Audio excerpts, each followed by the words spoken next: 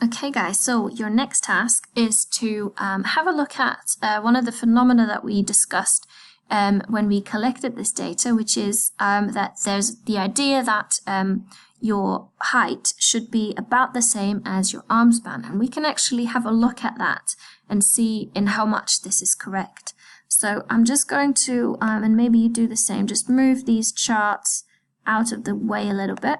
Okay, and then also while it's very interesting that we have this information here about two measurements where people had issues with an arm in the sling, and that's why they took, instead of measuring from arm tip to arm tip, they actually measured one arm and then times it by 2. I'm just going to get rid of this information because I want to do some calculations in this column. Now what I would like you to call this column is ratio. Okay, okay, that's just the wrong color. Now ratio means that you've essentially got one value and divided by another, and that creates a ratio, and it gives you an idea of the relationship between those two values. If the one that you have divided by, that you've divided the other one by, is a lot smaller than the one that you've divided, then that has an effect on the ratio opposite to when that value is much bigger than the other. So I'll show you what I mean. First of all, we need to do exactly that. We want to calculate the ratio, so divide one of these measurements by the other to see what their relationship is and how much bigger one is than the other. And we'll do that because I'm going to suspect now that in most cases the arm span will be slightly less than the height. I'm going to want to calculate, so equals the arm span divided by height. Okay, we'll do that for this first person, and the result is 0.93. As before, just to make this a little bit easier on the eye, let's change this to number, and that's already set to automatically to 2 decimal places. Okay, so 0.94, I'm also going to make this column a little bit smaller. There we go. 0.94 means that this value is 94% as big as this one. Okay, so it's slightly smaller. If you have exactly the same two values in a column, which for example you have over here, let's try this one, this divided by this, the answer is 1. Because these are exactly the same as each other, and then therefore their ratio is 1. If this value here that you have on the bottom of your fraction, okay, if that is bigger than this one, then the value will be over 1. If that value is smaller than this one, then it'll be less than 1. Okay, so we'll have a look at what that looks like across the course. And you could go over these 143 entries, and each time you can type this divided by this. Or you can use the shortcut that I showed you, which is to drag the formula. And this is another example of where Excel's default of moving the range with the formula is really handy, because if I just drag this down now, it will automatically also shift the selection down by 1. So all I need to do is just take one of these and I'll drag it all the way down to the last entry. There we go. So now I can see all of these ratios between these two measurements.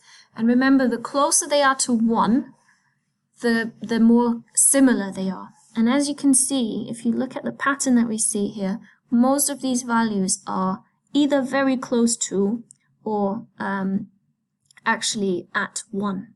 Okay, so in this case actually the arm span is a little bit bigger than the height, and therefore this ratio is also just above 1. Okay, in this case the arm span was actually a lot shorter than the height of this person. Maybe they were wearing shoes with big soles.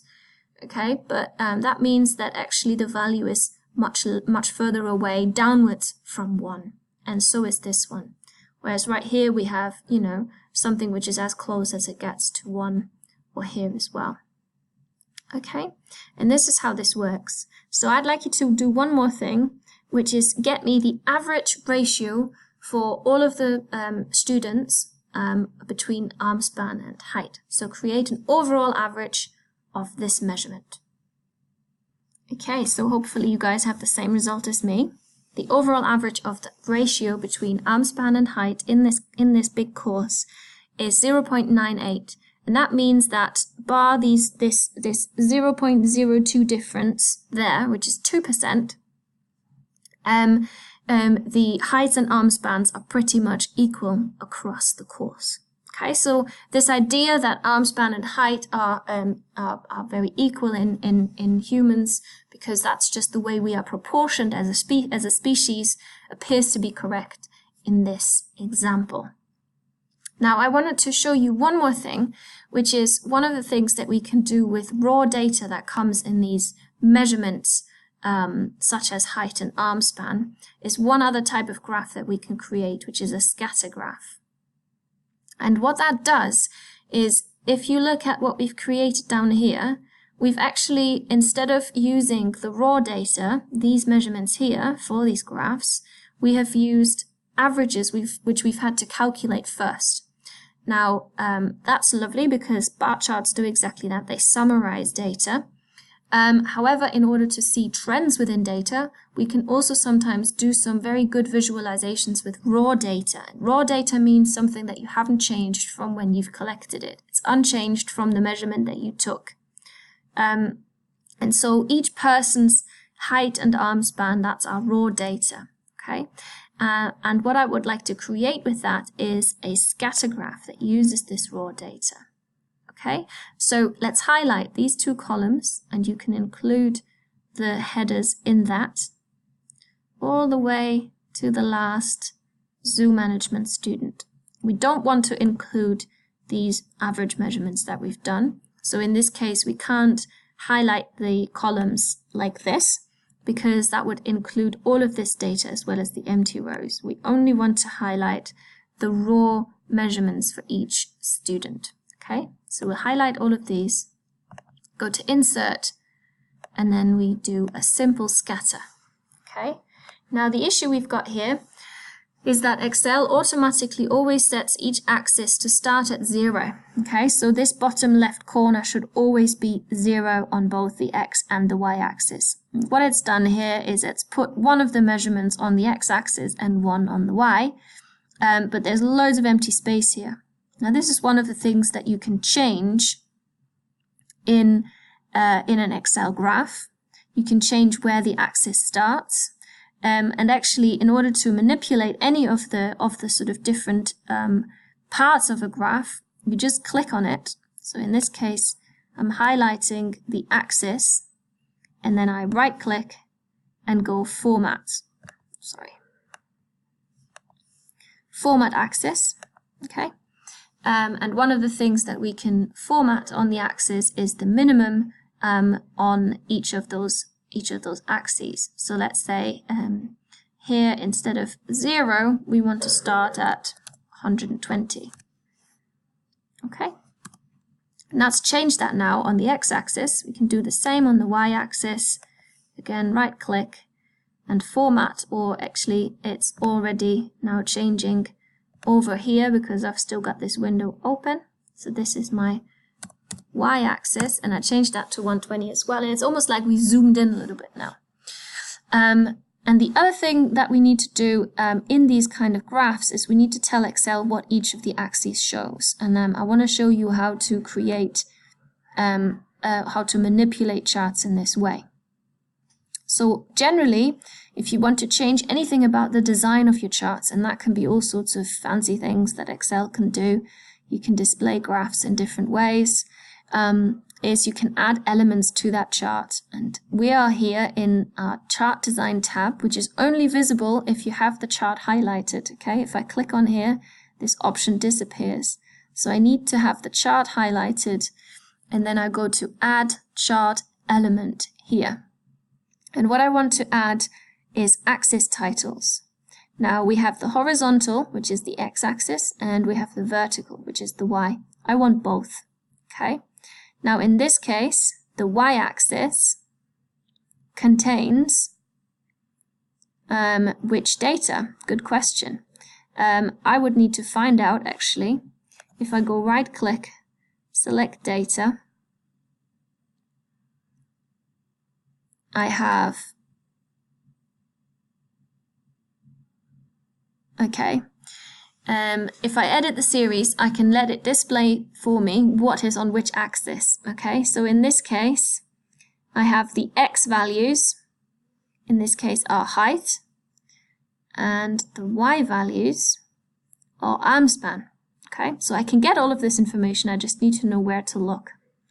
And actually, the series name probably shouldn't be arm span, the series name should probably be something like just measurements. Okay, so now that I know which axis is which, and remember the x-axis was height, and that's in centimeters. And then I also want to add a y-axis, so back to add chart elements, axis titles. We now want the vertical, and I can change this now to arm span, also in centimeters. Okay, so now I know a little bit better what's going on in this chart. And one thing I'd like to show you is how these charts work. Now, because we have this relationship between these two measurements of nigh on 1, okay, so they're all very close in their ratio to each other, to 1. That means that when you look at a measurement of a person who is 1 centimeter taller than the last, so we go an increment of 1 into this direction. That also means that we usually have an increment of 1 into this direction. Okay, so an increase of 1 centimeter in height is usually associated with an increase of 1 centimeter in arm span. Okay, and therefore it creates this beautiful 45-degree angle in the data. Okay, so the data goes up quite steeply from the origin somewhere down here to the biggest value. And that is a very strong relationship between these two measurements. We will talk a little bit more about this kind of stuff when it comes to later on in the module. But for now, this was just a nice opportunity to show you how to manipulate charts a little bit, different ways of displaying data. So even though this isn't a summary, it is still a visualization of the data. And this pattern that there's a nearly a perfect relationship between height and arm span is only really visible if you put it into a scatter graph like this. Okay, so for those of you who are coming to the end of their workshop hour, you can stop here. But if you still have time, please do have a look at the extra task that I put up for you as well.